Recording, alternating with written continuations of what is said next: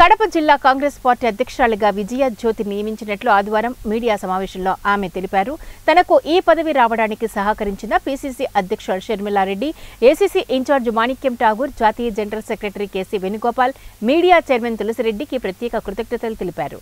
Congress party తన మీద విశ్వాసంతో తనకు ఈ పదవి ఇవ్వడానికి సహకరించిన పెద్దలందరికీ ధన్యవాదాలు తెలియజేస్తూ పార్టీ కోసం నిరంతరం క్రియాశీలకంగా పనిచేసి రాష్ట్రంలో కాంగ్రెస్ పార్టీ అధికారమే లక్ష్యంగా కృషి చేయడం జరుగుతుందని ఆమె తెలిపారు. పిసిసి అధ్యక్షురాలుగా నా నియామకానికి వారు ఇవ్వడం జరిగింది. వారి యొక్క ప్రపోజల్ మేరకు అధిష్టానము మన కాంగ్రెస్ పార్టీ జాతీయ అధ్యక్షులు మల్లికార్జున ఖర్గే గారు, అదేవిధంగా రాహుల్ గాంధీ గారు, సోనియా గాంధీ గారు, వీరందరూ కడప జిల్లా అధ్యక్షురాలుగా నన్ను ఏర్పాటు చేసిన దానికి వారందరికీ మనస్ఫూర్తిగా నేను నమస్కారాలు తెలియజేసుకుంటూ ఉన్నాను.